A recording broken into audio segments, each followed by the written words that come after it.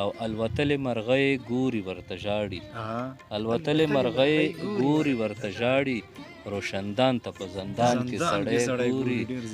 او الوتلې مرغۍ ګوري ورته ژاړي روشندان ته په زندان کې سړی ګوري او دا خو کال وشو چې ولې نه خرڅیږي دا خو کال وشو چې ولې نه خرڅیږي آینو ته په دکان کې سړی ګوري دا خو کال وشو چې ولې نه خرڅیږي آینو ته په دکان کې سړی چې په یقین یې هم ګمان پروت دی چې په یقین یې هم ګمان پروت دی څه په وهمونو کې انسان پروت دی او ته هم خبرې د وژلو کوي ته هم خبرې د وژلو کوي ستا هم په غېږه کې قرآن پروت دی د وطن ستوري خپرونې هم دا شان یوټیوب قدرمندو لیدونکو اورېدونکو سلامونه نیکې هیلې او ډېر زیات احترامات مې ومنئ په دې هیله په دې تمه چې روغ جوړ به وئ قدرمنو لکه څنګه چې تاسو ته بهتره معلومه چې په دغې خپرونه کې موږ شاعرانو وروڼو سره د دوی په شعر شاعرۍ او شخصي ژوند خبرې اترې کوو نن راسره په د وطن ستوري خپرونه کې یو داسې شخصیت مېلمه دی چې هېڅ د تعارف محتاجه نه دی ښاغلی اتل افغان صاحب مېلمه دی راسره په دغې خپرونه کې او راځو اتل افغان صاحب څخه به ښکلې ښکلې غزلې او شعرونه واورو ژوند به یې پښتو کوشش کوو چې څو پښتنې هم ترې وکړو اتل افغان صاحب تاسو ته په دغې خپرونه کې ډېر زیات ښه راغلاست او هرکلی سلامونه احترامات تاسو ته ستاسو د پیج ټولو لیدونکو ته خدای دې وکړي چې دغه خپرونې دغه ستاسو هڅې خلک وګوري خلک یې وستایي خوشحاله اوسئ چې تر موږ راغلی او موږ ته مو وخت راکړو مننه خوشحاله ډېره مننه تاسو هم ډېره زیاته مننه کوو چې موږ ته مو خپل دغه قیمتي وخت وایستلو اتل افغان صاحب بلا ملګري مو پیژني بلا مینوال به لرئ خو څه داسې ملګري وي چې هغه په تاسو په اول ځل په دغه شیشه باندې ویني نو که دغه ځان ورسره لږ معرفي کړي نو ډېره به ښه وي زما شخصي نوم کورنی نوم چې کوم دی هغه صابر خان دی او قلمي نوم مې اتل افغان دی 2002 نه دغه ادبي هلې ځلې کوو زموږ خپلې غونډې دي دلته زموږ خپله غونډه چې کومه ده ځواک پښتو ادبي ټولنې هغې کې موږ ډېر فعالیتونه کړي دي ډېر کار مو کړی دی ډېرې غونډې مو کړي دي او په هغې کې موږ ډېر درانه درانه ملګري لرو او اوس هم انشاءالله لګیا یو کار پکې کوو او زما خپل 2 کتابونه چاپ دي اول په 2014 کې سترګې د نوي کائنات په لورې او دوهم کتاب د وجود په دریڅه کې دا په 2014 کې چاپ دی نو انشاءالله را روان وخت کې هم یو کتاب تیار دی ستوري ځمکې ته پسخېږي ډېر نږدې وخت کې به انشاءالله د مینوالو د خلکو لاسو ته ورسېږي دغه ورته لږه زیاته کړه چې ملګري دغه د کومو درکونو نه دغه ترلاسه کولی شي دغه کتابونه دغه اوسنی کتاب چې کوم را روان دی د دې خو لا درکونه معلوم نه دي لا چاپ نه دی او هغه مخکینی اولنی کتاب چې کوم دی هغه خو بالکل نایاب دی او دغه دوهم کتاب د وجود په دریڅه کې دا په فلحال په جلال آباد کې دی انشاءالله راغوښتي مې دي په پېښور کې به هم په کتابتونونو ته راشي بلکې ما دا 3م ایډیشن به چاپ شي هغه به بیا انشاءالله د ډېرو مینوالو لاسو ته ورسېږي ډېره ښه ده مخکې به یو څو غزلې وورو بیا به خبرې کوو انشاءالله صحیح ده زه به هم کوشش وکړم چې تاسو ته یو څو شعرونه ووایم زه اوس هم د هغه بدن نرمي محسوسوم زه اوس هم د هغه بدن نرمي محسوسوم په واورو باندې پروت یم او ګرمي محسوسوم او زما د وړو مور ستا د سپین سر نه قربان زما د وړو مور ستا د سپین سر نه قربان چې تا سره یو ځای شمه ځواني محسوسوم مننه غزل دی خپلې ماضي ته چې ونه ګورې ارمان به وکړې خپلې ماضي ته چې ونه ګورې ارمان به وکړې د مستقبل خوبونه مه وینه تاوان به وکړې خپلې ماضي ته چې ونه ګورې ارمان به وکړې د مستقبل خوبونه مه وینه تاوان به وکړې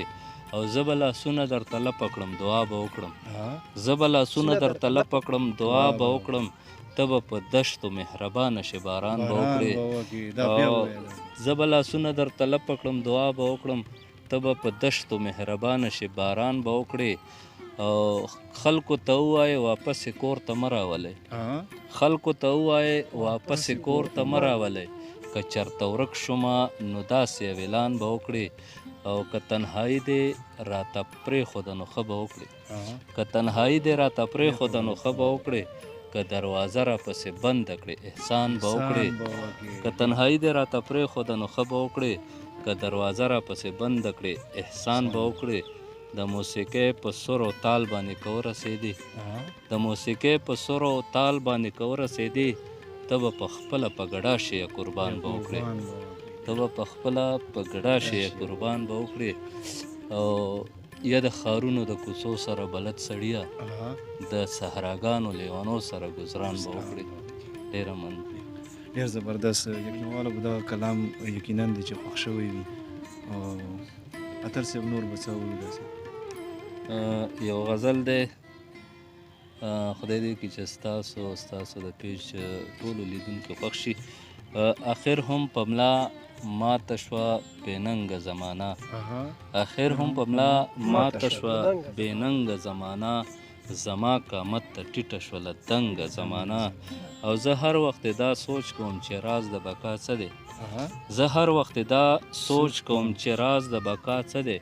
ښایسته به شي په څه باندې بدرنګه زمانه زه هر وخت دا سوچ کوم چې راز د بقا څه دی ښایسته به شي په څه باندې بدرنګه زمانه او لمن به ورته وغوړوم سوال به ورته وکړم لمن به ورته وغوړوم سوال به ورته وکړم چې لاس واخلي له تورې او له جنګه زمانه او زما په خوله لاوس هم شته هغه زړې ګیلې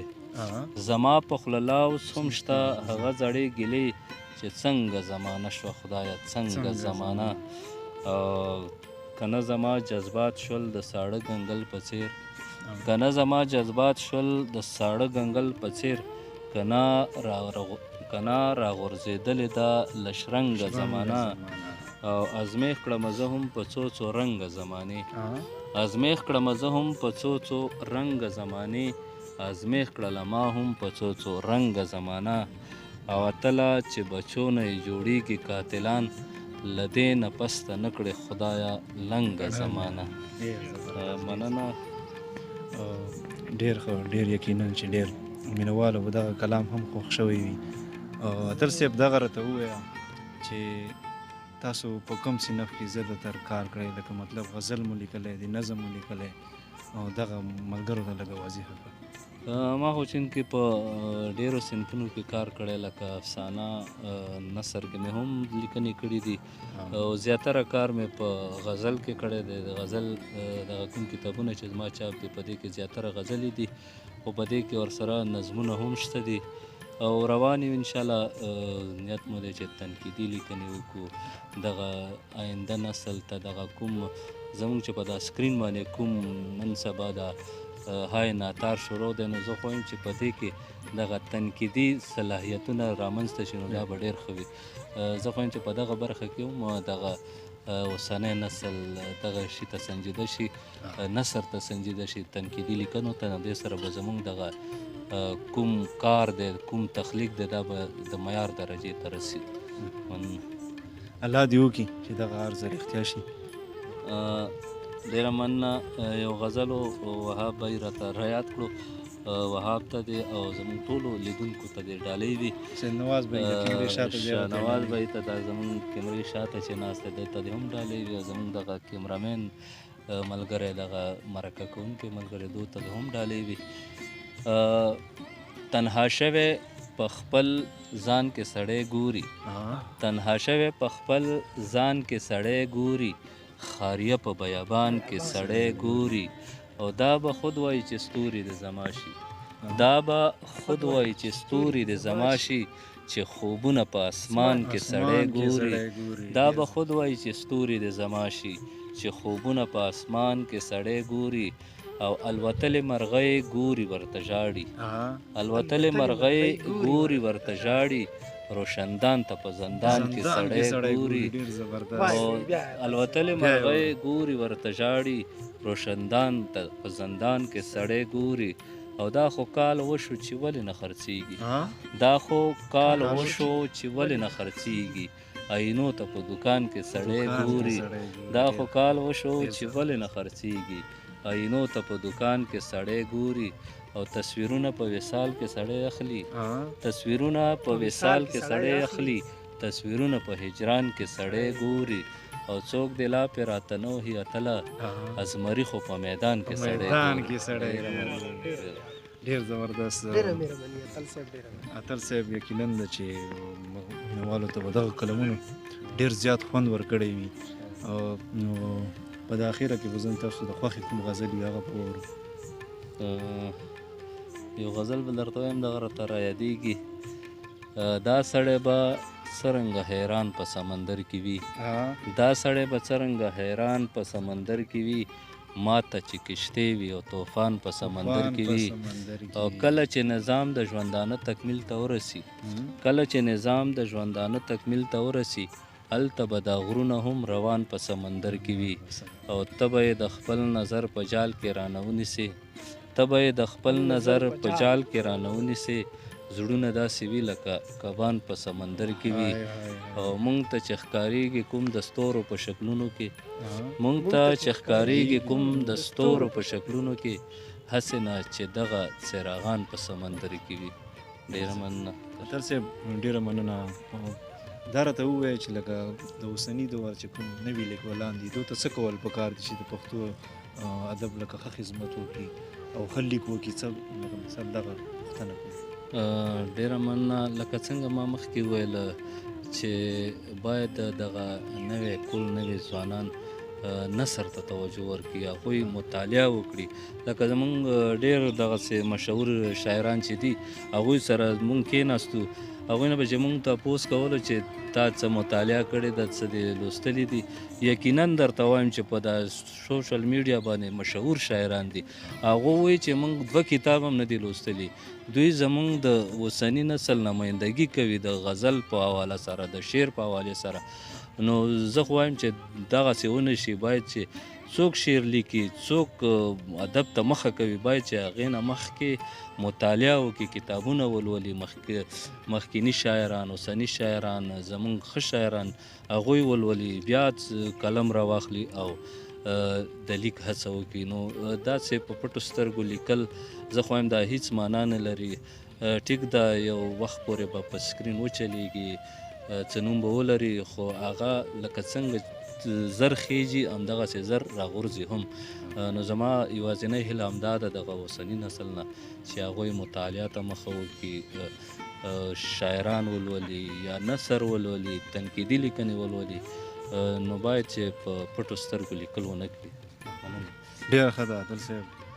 زموږ خو دغه وړه غونډه کې خپرونه ده هغه مسافر ملګري او وطنوال ملګري مو په هغه شیشه ویني نو که نور څه مو ورته ډالۍ ډېره به ښه وي دغسې نواز ملګري ته مننه د سید نواز ملګري راغی وایي چې یو غزل ما دپاره انشاءالله کوشش کوم چې همدلته د یو غزل ډالۍ وي زما الوتې رنګ به ګوري او حیرانه به وي زما کلم ته توجه وکړي د ټولو ملګرو ته ډالۍ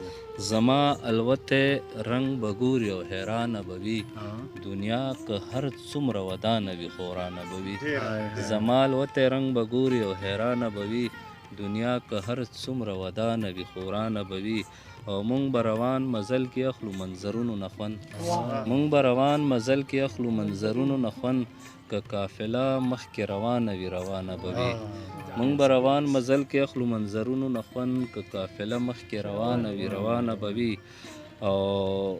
الله ګواه د ما د هر ښکلي نه ځان وساته الله ګواه د ما د هر ښکلي نه ځان وساته